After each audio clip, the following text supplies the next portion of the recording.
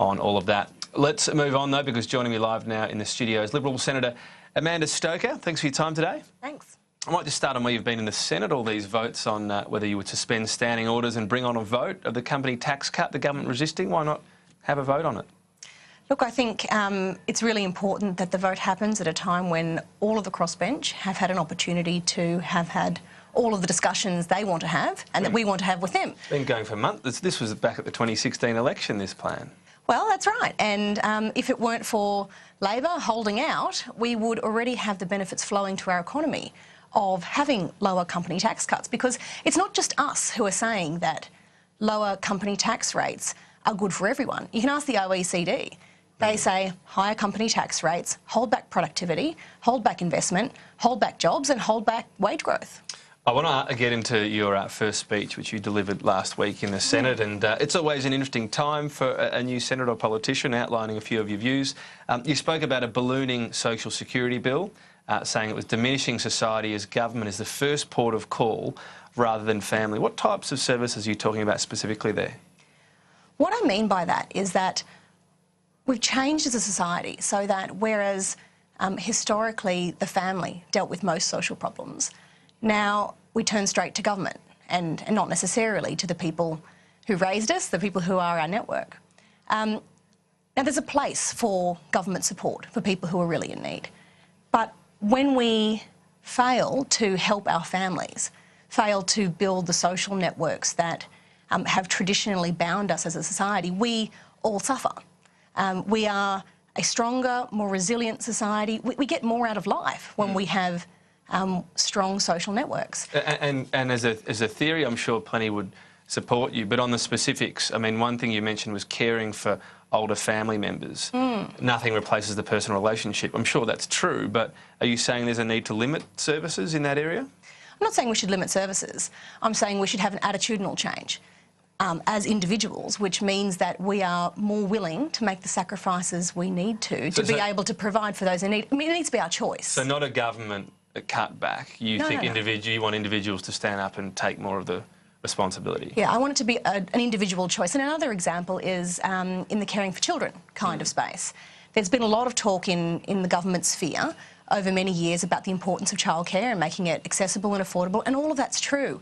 But we should also be having a conversation about fairness for those families who choose to make the sacrifices needed to have someone at home. Maybe we can do family taxation rather than individual to try and facilitate people who want to invest more into that time. And there's also the opportunity to be able to have tax deductibility of nannies for people who want to have a different kind of life and career as well. So on that childcare, if you tax the family as a unit, one person works, you split their income. As it stands now, with what is men generally earning more than women, isn't that going to mean fewer women in the workforce? Look, I hope not. I hope that it means that there'll be a more even sharing of men taking those responsibilities as well as women. But is that realistic right now if you make the change, given on average, like it or not, the bloke's earning more money? Look, I think that we just need to give real choice, and choice works for women and for men. And if we are allowing families as a whole to be able to make the call that works for them, then I think that's a good thing. And we just need to keep in mind why we do all the things that we do. You know, we work hard, we provide all of those things, but what for? Well, we do it to be able to share something special and meaningful life with our families, and we don't want to lose sight of that in the course of just being productive. In terms of carers as well, obviously people are living a lot longer, people are also having children later as well. I'm just thinking of someone, you know, these days they might need to look after a parent when they're 50 and the parent's 80. That's sort of peak earning years. It's a bit tough to say shoulder the responsibility at that stage, isn't it? Look, it's not always going to be possible, but I just think it should be something that we all have in mind. You know, I can look at my own life, my own experience, and I've got lucky to have my grandparents still, but they're ageing, they're becoming, you know, higher in their need for care, and I've also got children at the other end, so I do understand the demands that come from this, but I can also see that life is richer from being engaged with both ends of, you know, the care spectrum. So you would hope what your parents might look after your grandparents in that sort of vein? Yeah, my parents already play a really active role in assisting with the care, particularly of my mother's parents. And we all, as a family, contribute to being there for each other.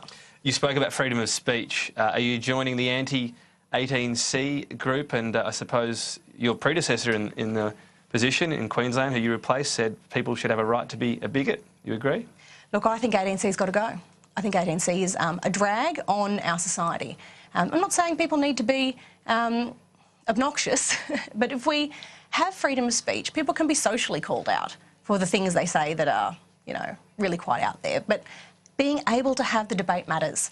And in a time where people who are expressing religious views feel like they aren't as free to do so as they once were, more than ever, those who express religious or unpopular or traditional views are being called before discrimination boards and commissions to be able to, you know, say what they believe and do what they believe with integrity, you know, to the things that are core to them, I think is really important. What about unfair dismissal laws? What should happen there? You spoke about changes there. At the moment we seem to this environment where people can't get raises easily enough, where wages are sluggish. What would you change that would possibly go the other way? Look, I think industrial relations change needs to be something we're willing to kind of rip the Band-Aid on.